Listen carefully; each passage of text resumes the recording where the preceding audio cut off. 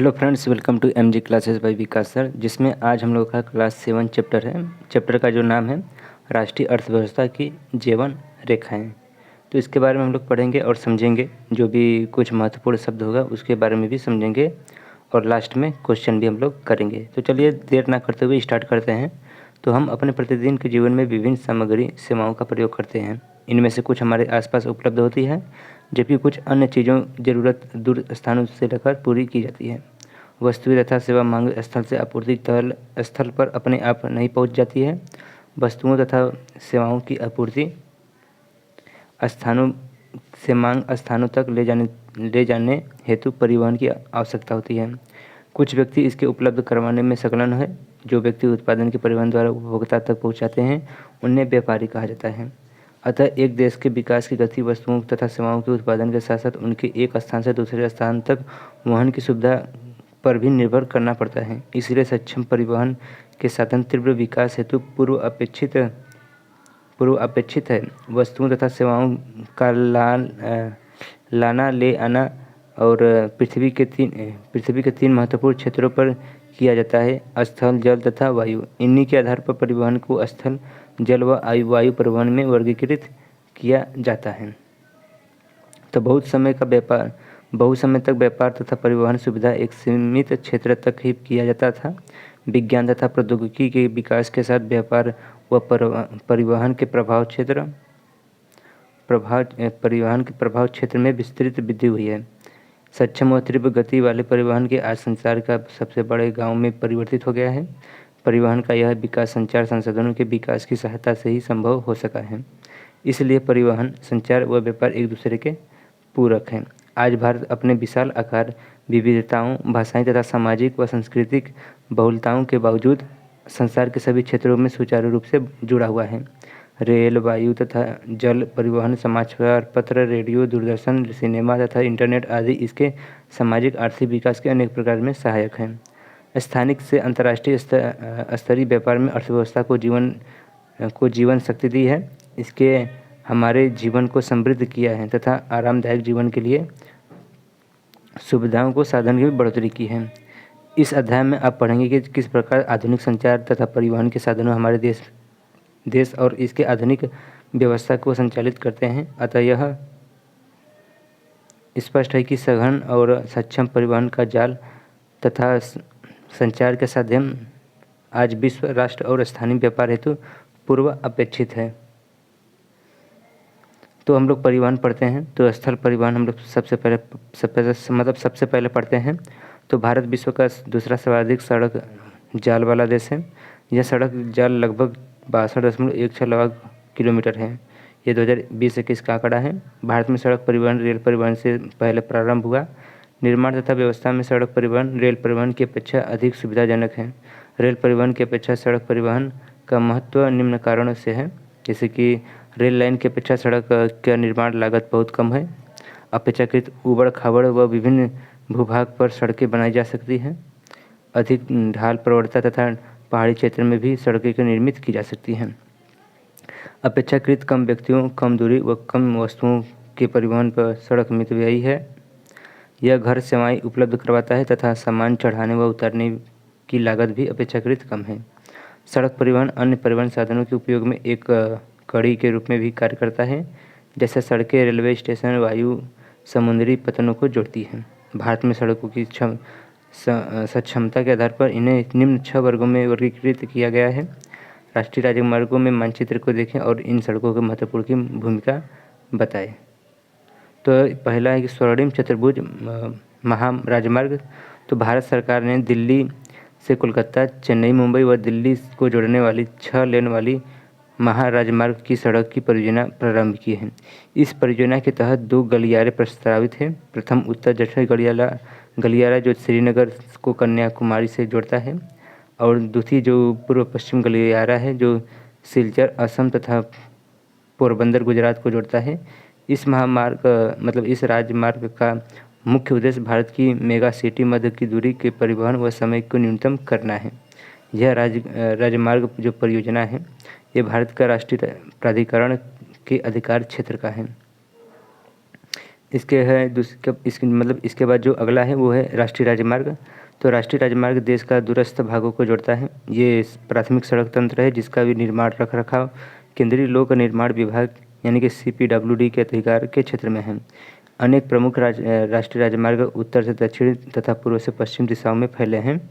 दिल्ली व अमृतसर के मध्य ऐतिहासिक शेरशाह सूरी मार्ग राष्ट्रीय राजमार्ग 1 के नाम से भी जाना जाता है। इसके बाद है राजमार्ग। तो राज्यों की राजधानी को जिला मुख्यालय से जोड़ने वाली सड़कें राज्य राजमार्ग कहलाती हैं। राज्य तथा केंद्र शासित क्षेत्रों में इनकी व्यवस्था तथा निर्माण का दायित्व राज्य के सार्वजनिक निर्माण विभाग PWD का होता है। इसके बाद है जिला मार्ग। तो ये सड़कें जिले के विभिन्न प्रशासनिक केंद्रों और जिला के मुख्यालय से जोड़ती है। इन सड़कों की व्यवस्था तथा उत्तरदायी जिला परिषद का होता है। इसके बाद अन्य सड़कें हैं। तो इस वर्ग के अंतर्गत वे सड़कें आती हैं जो ग्रामीण क्षेत्रों तथा गांव के शहरों से जोड़ती है।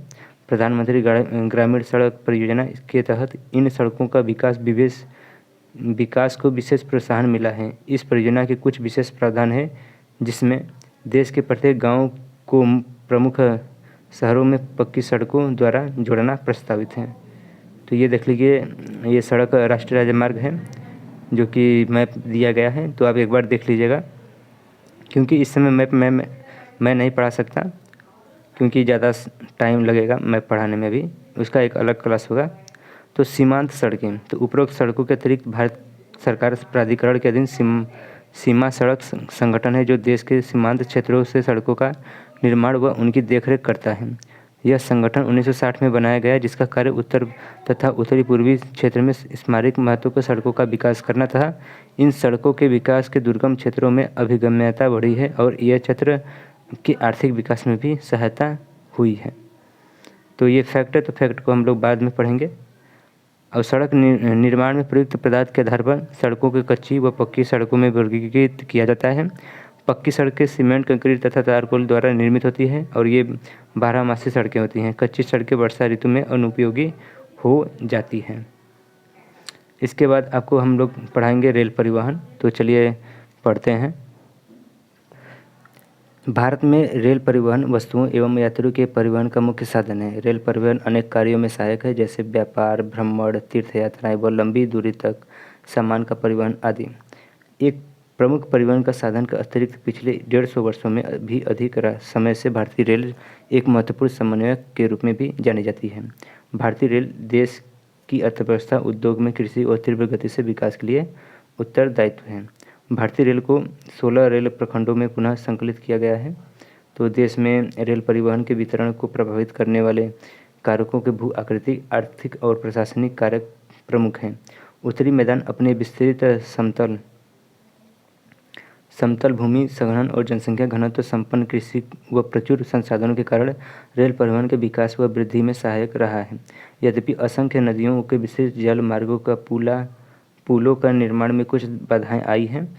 प्रायद्वीपीय भारत में रेलमार्ग ऊबड़ खाबड़ पहाड़ी क्षेत्रों, छोटा पहाड़ियों और सुरंगों आदि से होकर गुजरने के हिमालय पर्वतीय क्षेत्र में दुर्लभ उच्चावच, विरल जनसंख्या तथा आर्थिक अवसरों की कमी के कारण रेलवे लाइन का निर्माण में प्रतिकूल परिस्थितियां उत्पन्न करता है।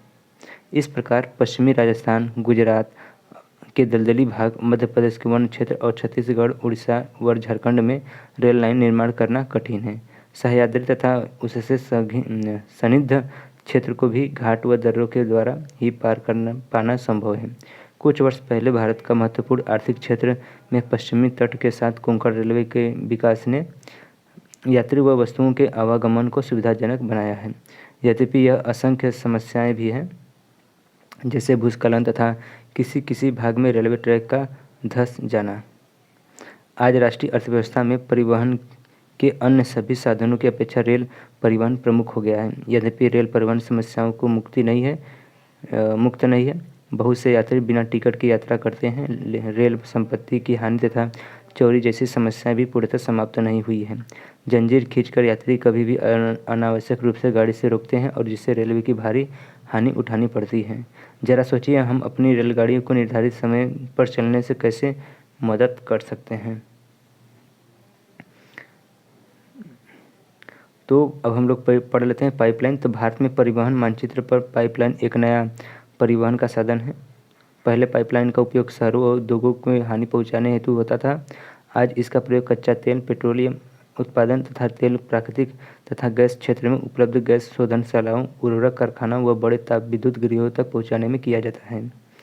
ठोस पदार्थों तथा तरल अवस्था में परिवर्तित कर पाइपलाइनों द्वारा ले जाया जाता है। सुदूर आंतरिक भागों में स्थिर शोधनशालाएँ जैसे बरौनी, मथुरा, पानीपत तथा गैस पर आधारित उर्वरक कारखाना की स्थान पाइपलाइनों के जाल के कारण ही संभव हो पाई है। पाइपलाइन बिछाने का प्रारंभिक लागत अधिक है, लेकिन इसको चलाने की लागत न्यूनतम है। वाहनांतरण, देरी तथा हानियाँ इसमें लगभग नहीं के बराबर हैं। देश में पाइपलाइन परिवहन के 3 प्रमुख जाल हैं। इसमें ऊपरी असम में तेल क्षेत्रों की गुवाहाटी, बरौनी व इलाहाबाद के रास्ते कानपुर तक, इसकी एक शाखा बरौनी के राजबंध होकर हल्दिया तक है। दूसरी राजबंध से मौरी ग्राम तक तथा गुवाहाटी के सिलगुड़ी तक मौजूद है। गुजरात में सलाया से बीरमगांव, मथुरा, दिल्ली व सोनीपत के रास्ते पंजाब के जालंधर तक है। इसकी अन्य शाखा बड़ोदरा के निकट कोयली के चक्सू व अन्य स्थानों को जोड़ती है। तो ये मैप जो है ये रेल मार्ग का मैप है। 16 अप्रैल 1893 को पहली बार रेल मार्ग चला था मुंबई से थाड़े के बीच, 34 किलोमीटर के बीच। तो ये मैप आप देख लीजिएगा, और जो फैक्ट है उसको हम लोग बाद में भी पढ़ेंगे। तो पहली 1700 किलोमीटर लंबी Hazari Vijaypur Jagdishpur cross country gas pipeline Mumbai high और बसिन गैस क्षेत्रों की पश्चिमी और उत्तरी भारत के विभिन्न उर्वरक, बिजली और औद्योगिक परिसरों से जोड़ती है। कुल मिलाकर भारत की गैस पाइपलाइन की बुनियादी ढांचे विस्तार क्रॉस कंट्री पाइपलाइनों के 1700 किलोमीटर से बढ़कर 18,500 किलोमीटर तक हो गया है। अब हम लोग जल परिवहन पढ़ते हैं। तो भारत में लोग प्राचीन काल में समुद्री यातायात करते रहे हैं। इसके नाविकों ने दूर तथा पास के क्षेत्रों में भारतीय संस्कृति व व्यापार को फैलाया है। जल परिवहन का वह सबसे बड़ा सस्ता साधन है। यह भारी तथा स्थूलकाय वस्तुएं ढोने में अनुकूल है। यह परिवहन साधनों की ऊर्जा सक्षम, पर्यावरण अनुकूल है। भारत में अंतः स्थलीय नौसंचालन जलमार्ग 14,500 किलोमीटर लंबा है। इसमें केवल 5685 किलोमीटर मार्ग ही मशीनीकृत नौकाओं द्वारा तय किया जाता है। ये इमेज आपका उत्तर पूर्वी राज्यों में आंतरिक जलमार्ग परिवहन का एक दृश्य है। तो निम्न जलमार्गों को भारत सरकार द्वारा राष्ट्रीय जलमार्ग घोषित किया गया है। तो हल्दिया तथा इलाहाबाद के मध्य गंगा जलमार्ग जो 1620 किलोमीटर है, इसे नौगम्य जलमार्ग 1 घोषित किया गया है। सदिया धुबरी के मध्य 891 किलोमीटर लंबा ब्रह्मपुत्र नदी जलमार्ग, जो कि इसे हम नौगम्य जलमार्ग 2 जल घोषित किया गया है सदिया से धुबरी के बीच। इसके बाद केरल के पश्चिमी तटीय नहर कोट्टमपुरम से कोल्लम तक उद्योग मंडल तथा चंकपारा नहरें, जो कि 205 किलोमीटर है, इसे नौगम्य जलमार्ग संख्या 3 घोषित किया गया है। काकीनाडा और पुडुचेरी नहर स्ट्रेच के साथ साथ गोदावरी और कृष्णा नदी का विशेष विस्तार, जिसकी लंबाई 1078 किलोमीटर है, इसको राष्ट्रीय जलमार्ग 4 घोषित किया गया है। इसके बाद है आपका मताई नदी महानदी के डेल्टा क्षेत्र जो चैनल है, ब्राह्मणी नदी और पूर्वी तटीय नहर के साथ ब्राह्मणी नदी का विशेष विस्तार है। इसकी लंबाई 528 किलोमीटर। ये राष्ट्रीय जलमार्ग 5 है। कुछ अन्य अंतर जलमार्ग भी हैं जिन पर परिवहन होता है। इनके मांडवी, जुआरी और कंबर जुआ, सुंदरबन और बराक केरल और पश्चिम जल सम्मिलित हैं। इन सबके अतिरिक्त विदेश व्यापार भारतीय तट पर स्थित पत्तनों द्वारा किया जाता है। देश का 95% व्यापार समुद्र द्वारा ही होता है। तो प्रमुख समुद्री पतन के बारे में हम लोग पढ़ लेते हैं। तो भारत की 75 से 16.6 किलोमीटर लंबी समुद्री तट रेखा के साथ 12 प्रमुख तथा 200 मध्यम व छोटे पतन हैं। ये प्रमुख पतन देश के 95% विदेशी व्यापार संचालित करते हैं। तो स्वतंत्रता प्राप्ति के पश्चात कच्छ में कांडला पहले पतन के रूप में विकसित किया गया था। ऐसा देश विभाजन के कराची पतन जो पाकिस्तान में शामिल हो गया था, उसकी कमी को पूरा करने के लिए मुंबई पतन से होने वाले व्यापारिक दबाव को कम करने के लिए किया गया था। कांडला, जिसे दीनदयाल पतन के नाम से भी जाना जाता है, यह एक ज्वारीय पतन है जो जम्मू कश्मीर, हिमाचल प्रदेश, पंजाब, हरियाणा, राजस्थान और गुजरात के औद्योगिक तथा खाद्यान्नों को आयात निर्यात में संचालित करता है। मुंबई बृहत्तम पतन, जिसके प्राकृतिक खुले, विस्तृत व सुचारू पोताश्रय हैं। मुंबई पतन के अधिक परिवहन के ध्यान में रखकर इसके सामने जवाहरलाल नेहरू पतन विकसित किया गया है, जो इसके पूरे क्षेत्र को एक समूह पतन की सुविधा में भी प्रदान कर सके। लौह अयस्क के निर्यात के संदर्भ में मारमगांव पतन देश की महत्वपूर्ण पतन है। यहाँ देश के कुल निर्यात का आधा लौह अयस्क निर्यात किया जाता है। कर्नाटक में स्थित न्यू मंगलोर पतन केंद्र मुख्य खानों के लिए निकले अयस्कों को निर्यात करता है। सुदूर दक्षिण पश्चिमी में कोच्चि पतन है। यह एक लैगून के मुहाने पर स्थित एक प्राकृतिक पोताश्रय है। पूर्वी तट के साथ तमिलनाडु में दक्षिण पूर्वी छोर पर तुतुकोरिन पतन है। यह एक प्राकृतिक पोताश्रय है तथा इसकी पृष्ठभूमि भी अत्यंत समृद्ध है। अतः यह पतन हमारे पड़ोसी देश जैसे श्रीलंका, मालदीव आदि तथा भारत के तटीय क्षेत्रों में विभिन्न वस्तुओं के व्यापार को संचालित करता है। चेन्नई हमारे देश का प्राचीनतम कृत्रिम पतन है।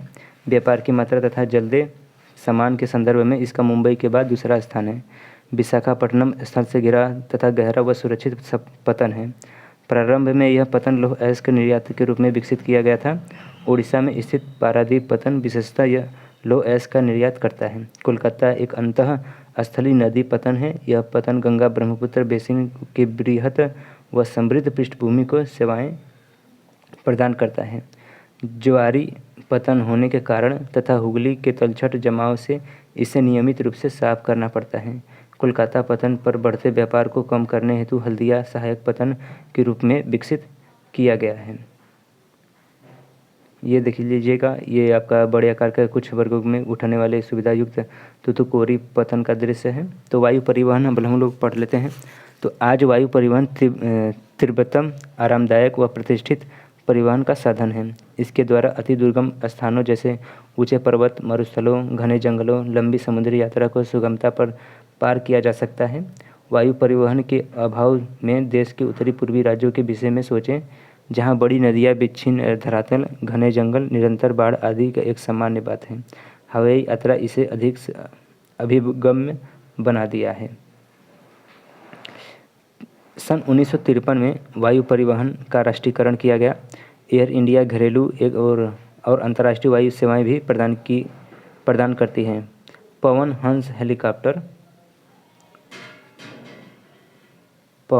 हंस हेलीकॉप्टर लिमिटेड तेल व प्राकृतिक गैस आयोग को इसकी अपतटीय संक्रियाओं में तथा अगम्य व दुर्लभ भूभागों जैसे उत्तरी पूर्वी राज्यों तथा जम्मू कश्मीर, हिमाचल प्रदेश तथा उत्तराखंड के आंतरिक क्षेत्र में हेलीकॉप्टर सेवाएं उपलब्ध करवाता है।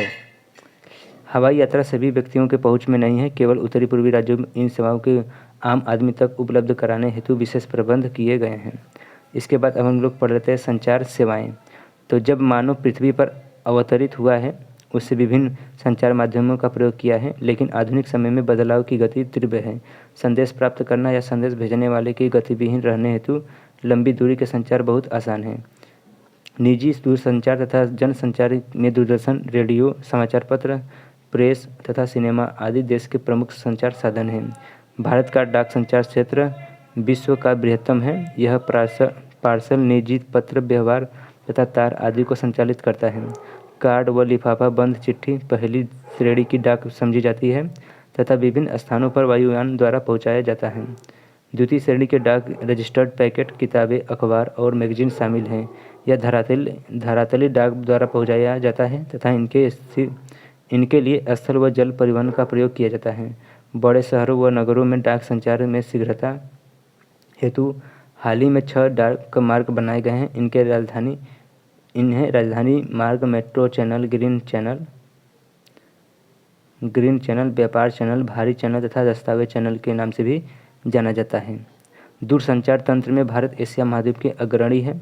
नगरीय क्षेत्र के अतिरिक्त भारत के 2/3 से अधिक गाँव में NSDT दूरभाष सेवा से जुड़े हुए हैं।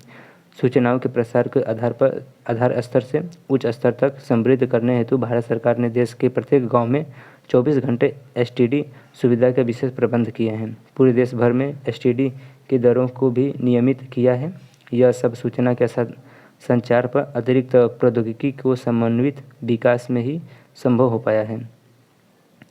जनसंचार मानव को मनोरंजन के साथ बहुत से राष्ट्रीय कार्यक्रम व नीतियों के विषय में जागरूक कराता है।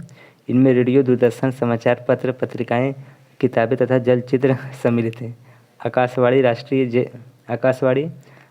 और क्षेत्रीय तथा स्थानीय भाषा में देश के विभिन्न भागों में अनेक वर्गों को व्यक्ति के लिए विविध कार्यक्रम प्रसारित करता है। दूरदर्शन देश का राष्ट्रीय समाचार पत्र व संदेश माध्यम है तथा विश्व के बृहत्तम संचार तंत्र में से एक है। यह विभिन्न आयु वर्ग के व्यक्तियों हेतु मनोरंजन, ज्ञानवर्धक व खेल जगत संबंधी कार्यक्रम प्रसारित करता है। भारत में वर्ष भर अनेक समाचार पत्र तथा सामयिक पत्रिकाएं प्रकाशित की जाती है। ये पत्रिकाएं सामयिक होने के नाते कई प्रकार के समाचार पत्र लगभग 100 भाषाओं तथा बोलियों में प्रकाशित होते हैं। क्या आप जानते हैं कि हमारे देश में सर्वाधिक समाचार पत्र हिंदी भाषा में प्रकाशित होते हैं तथा इसके बाद अंग्रेजी व उर्दू के समाचार पत्र आते हैं। भारत विश्व में सर्वाधिक चलचित्रों का उत्पादन भी है। यह कम अवधि वाली फिल्में, वीडियो, फीचर फिल्म और छोटी वीडियो फिल्में बनाता है। भारतीय व विदेशी सभी फिल्मों को प्रमाणित करने का अधिकार केंद्रीय फिल्म प्रमाणन बोर्ड को है। इसके बाद अंतर्राष्ट्रीय व्यापार हम लोग समझ लेते हैं। तो राज्यों व देशों में व्यक्तियों के बीच वस्तुओं का आदान प्रदान व्यापार कहलाता है। बाजार एक ऐसी जगह है जहां इसका विनिमय होता है। दो देशों के मध्य यह व्यापार अंतर्राष्ट्रीय व्यापार कहलाता है। यह समुद्री, हवाई तथा स्थलीय मार्गों द्वारा हो सकता है। यद्यपि स्थानीय व्यापार शहरों, कस्बों व गाँवों में होता है। राज्य स्तरीय व्यापार दो या दो अधिक राज्यों के मध्य होता है। एक देश के अंतर्राष्ट्रीय व्यापार की प्रगति उसके आर्थिक वैभव का सूचक है, इसलिए इसे राष्ट्र का आर्थिक बैरोमीटर भी कहा जाता है। सभी देश अंतर्राष्ट्रीय व्यापार पर निर्भर है क्योंकि संसाधनों की उपलब्धता क्षेत्रीय है, अर्थात इसका वितरण असमान है। आयात तथा निर्यात व्यापार के घटक हैं। आयात व निर्यात का अंतर ही देश के व्यापार संतुलन को निर्धारित करता है। अगर निर्यात मूल्य आयात मूल्य से अधिक हो तो उसे अनुकूल व्यापार संतुलन कहते हैं। इसके विपरीत निर्यात की अपेक्षा अधिक आयात असंतुलित व्यापार कहलाता है। विश्व के सभी भौगोलिक प्रदेशों तथा सभी व्यापारिक खंडों के साथ भारत के व्यापारिक संबंध हैं। भारत में निर्यात होने वाली प्रमुख वस्तुएं रत्न, जवाहरात, रसायन एवं संबंधित उत्पादन तथा कृषि के संबंधित उत्पाद है।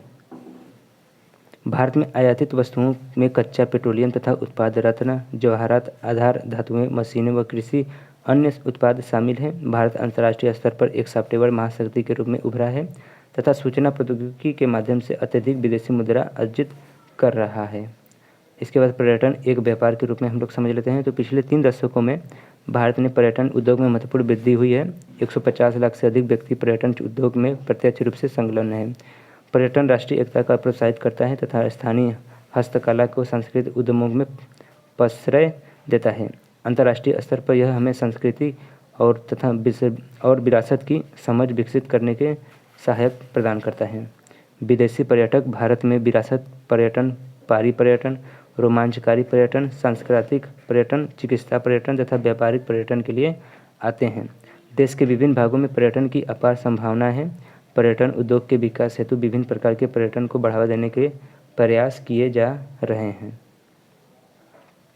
ये रहा कुछ न्यूज और ये रहा अभ्यास। तो इसके बाद हम लोग पढ़ लेते हैं पहले फैक्ट। तो जो भी फैक्ट दिया था उसको हम लोग सबसे पहले पढ़ते हैं। तो 1 मिनट, ये टाइप है, ये रहा फैक्ट। तो विश्व की सबसे लंबी राजमार्ग अटल टनल है, मतलब कि सुरंग में सीमा सड़क संगठन द्वारा बनाई गई है। यह सुरंग पूरे साल मनाली को लाहौल स्पीति घाटी से जोड़ती है। यह घाटी भारी बर्फबारी के कारण लगभग 6 महीने तक अलग अलग रहती थी। यह सुरंग हिमालय की पंजाल पर्वतमाला से औसत समुद्र तल से 3000 मीटर की ऊंचाई पर अति आधुनिक सुविधाओं के साथ बनाई गई है अटल सुरंग। इसके बाद जो फैक्ट है अगला, एक मिनट, हाँ ये रहा। रेल लाइन कश्मीर घाटी में बनिहाल से बारामूला तक बिछाई जा चुकी है। इन दोनों शहरों को भारत का मानचित्र में चिन्हित कीजिए। तो आप कीजिएगा। इसके बाद अगला फैक्ट ये है कि डिजिटल भारत एक ज्ञान आधारित परिवर्तन के लिए भारत को तैयार करने के लिए एक विशाल कार्यक्रम है। डिजिटल भारत कार्यक्रम का मुख्य उद्देश्य IT+IT मतलब कि भारतीय प्रतिभा और सूचना प्रौद्योगिकी यानी कि कुल का भारत मतलब कल का भारत में होने वाले परिवर्तन को समझना है और तकनीकी केंद्रों को रखकर बदलाव लाना है। इसके बाद अगला फैक्ट नहीं है। अब क्वेश्चन हम लोग कर लेते हैं। तो इसमें पहला क्वेश्चन है कि निम्न में से कौन सा दो दूरस्थ स्थित स्थान पूर्वी पश्चिम के गलियारे से जोड़ती है। दूसरा क्वेश्चन कि निम्नलिखित में से किस परिवहन का प्रयोग का साधन वाहनांतरण हानियों तथा देरी को घटाता है। अगला क्वेश्चन है कि निम्न में से कौन सा राज्य हजीरा विजयपुर जगदीशपुर पाइपलाइन से नहीं जुड़ा है। और अगला क्वेश्चन है कि इनमें से कौन सा पतन पूर्वी तट पर स्थित जो अंतःस्थलीय तथा अधिकतम गहराई का पतन है तथा पूर्ण सुरक्षित है। इसके बाद 5 नंबर का क्वेश्चन है कि निम्न में से कौन सा परिवहन साधन भारत से प्रमुख साधन है, मतलब कि कौन सा परिवहन साधन भारत के प्रमुख साधन है। और 6 नंबर का क्वेश्चन है कि निम्न में से कौन सा शब्द 2 या 2 से अधिक देशों के व्यापार को दर्शाता है। और इसके बाद 30 शब्दों में आपको लिखना है कि सड़क परिवहन का 3 गुण बताइए। दूसरा है कि रेल परिवहन कहाँ पर अत्यधिक सुविधाजनक परिवहन साधन है तथा क्यों है। सीमांत सड़कों का महत्व बताइए और व्यापार के आधार पर व्यापार से आप क्या समझते हैं। स्थानीय व अंतर्राष्ट्रीय व्यापार को अंतर स्पष्ट कीजिए। अब 120 शब्दों में आपको लिखना है कि परिवहन तथा संचार के साधन किसी देश का जीवन रेखा तथा अर्थव्यवस्था क्यों कहे जाते हैं। 120 शब्दों में लिखना है। और दूसरा क्वेश्चन है कि पिछले 15 वर्षों में अंतर्राष्ट्रीय व्यापार की बदलती प्रवृत्ति पर एक लेख लिखें। इसे भी 120 शब्दों में लिखना है। तो फ्रेंड्स, ये हम लोगों का 7वां चैप्टर था जिस चैप्टर का नाम था राष्ट्रीय अर्थव्यवस्था की जीवन रेखाएं। तो ये हम लोग क्लास 10 का जियोग्राफी ख़त्म हो चुका है। इसके बाद क्लास 11 का यानी कि 11 का आपका जियोग्राफी स्टार्ट होगा। तो मिलते हैं नेक्स्ट वीडियो में नेक्स्ट क्लास के साथ और नेक्स्ट चैप्टर के साथ। तब तक के लिए वीडियो को लास्ट तक देखने के लिए आपका धन्यवाद।